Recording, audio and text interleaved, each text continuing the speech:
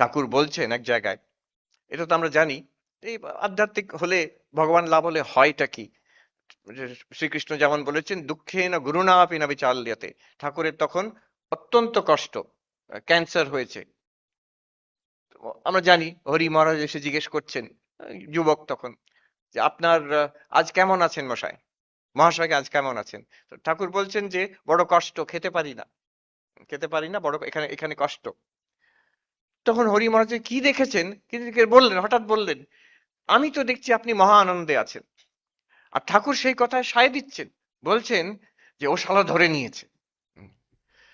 এটা একটা cancer patient, terminal cancer পেশেন্টকে বলা যে আপনি মহা আনন্দে আছেন। হরি মহারাজ কি দেখলেন, কিন্তু কিছু দেখেছেন একটা, যার জন্য বলছেন আপনি তো মহা আনন্দে আছেন। আর ঠাকুর বলছেন হ্যাঁ ঠিক কথা।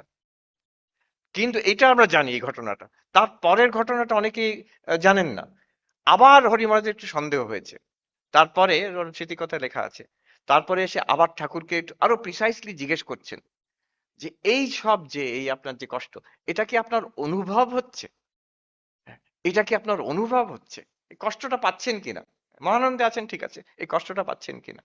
তখন ঠাকুরের খুব মানে খুব সূক্ষ্ম আর ব্যালেন্সড একটা উত্তর, গভীর উত্তর। উনি বলছেন, ঠাকুর বলছেন, ওসব তোমার কি কথা গো, শরীর কি কখনো সাধু হয়, মনই সাধু হয়।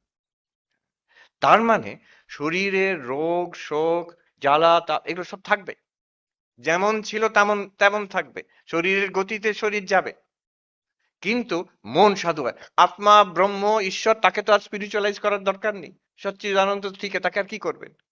শরীরকে করা যায় না, শরীরের গতি, প্রকৃতির একটা গতি আছে, এভাবে চলবে। কিন্তু মন, mind can be spiritualized. The spiritualization of the mind is our aim. এই মনের স্পিরিচুয়ালিটি, মনের মধ্যে যে মনকে আধ্যাত্মিক কর, ওই রঙে ডুবিয়ে দেওয়া, টু স্পিরিচুয়ালাইজ দ্য মাইন্ড। সেটা কি করে করব, সেটা মা বলছেন যে জগৎকে আপন করে নিতে শেখো।